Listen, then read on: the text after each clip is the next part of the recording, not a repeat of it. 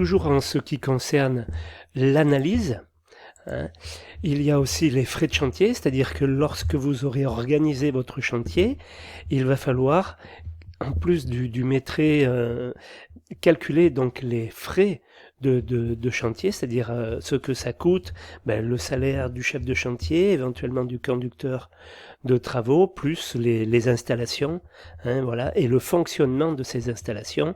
Je pense à l'entretien des bungalows, au nettoyage, voilà, du chantier, tout ça, ça fait partie des frais de chantier. Le planning, donc vous aurez à réaliser le planning pour votre entreprise, c'est-à-dire l'enchaînement des tâches, voilà, pour prévoir le nombre de personnes qui vont intervenir sur le chantier chaque semaine. Voilà. Et puis après, avec tout ça, vous allez faire un devis, qu'on appelle un devis quantitatif estimatif. Les initiales, ce sont DQE. Donc, avec le maîtrise, avec le planning, avec un bordereau de prix ou un bordereau que vous réaliserez vous-même en faisant une étude de prix, on verra ça en fin de formation, vous allez faire un devis. Voilà. Puis ensuite, vous allez discuter avec le patron et puis vous allez... C'est toujours un métier de groupe, hein, vous ne serez jamais tout seul. Donc vous pouvez discuter également avec les gars du chantier, chef d'équipe, chef de chantier, conducteur de travaux. Par rapport à ce que vous avez étudié, est-ce qu'il n'y aurait pas moyen d'affiner l'étude pour, comment j'allais dire, soit être moins cher, soit gagner du temps, hein, ça sera soit sur le planning, soit sur le prix, que vous allez essayer de gratter quelque chose, quoi. Voilà, tout ça, ça fait partie de la finalisation de l'offre.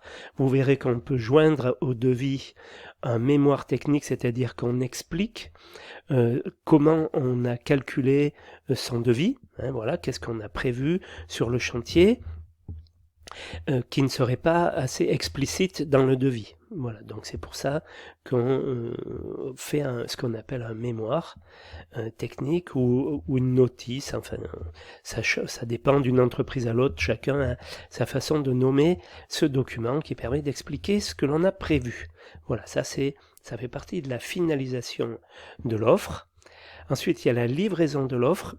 Il peut vous arriver, d'ailleurs, enfin ça va vous arriver, c'est clair, en entreprise, d'aller amener l'enveloppe avec le devis plus le mémoire au client, hein, ou alors si c'est du marché public, à la mairie ou à la communauté de communes. Enfin voilà, c'est certainement vous qui allez livrer l'offre parce que cette offre, elle a une date et une heure précise, tel jour à 16h, ça doit être, vous devez livrer l'offre avant 16h.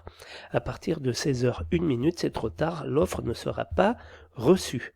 Voilà, en marché public, hein, en marché privé, on est un peu plus souple, un tout petit peu, mais enfin, l'offre, elle doit être livrée en temps et en heure. Voilà. Donc, en plus de l'analyse, le métier de maîtreur, c'est aussi du relationnel. Donc, il y a beaucoup de relationnel dans ce métier, en permanence, à longueur de journée. Donc, comme vous occupez une position centrale dans l'entreprise, le maîtreur, je veux dire, c'est un peu le bras droit du patron, hein. Donc, vous allez être au courant par votre métier du coût de tous les chantiers, puisque c'est vous qui allez les chiffrer.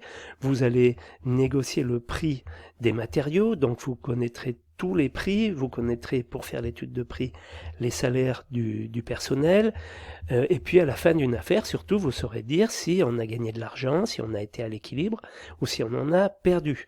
Je veux dire par là que vous occuperez une position centrale au même titre que le patron. La différence entre le patron et vous, c'est que le patron, lui, va chercher des affaires et pas vous. La différence est là, mais vous avez le carnet de chèques de l'entreprise entre vos mains, exactement comme lui. C'est vous qui écrivez la somme en bas à droite du devis, c'est de votre responsabilité, donc vous voyez toute l'importance qu'il y a donc à faire ce métier de maîtreur.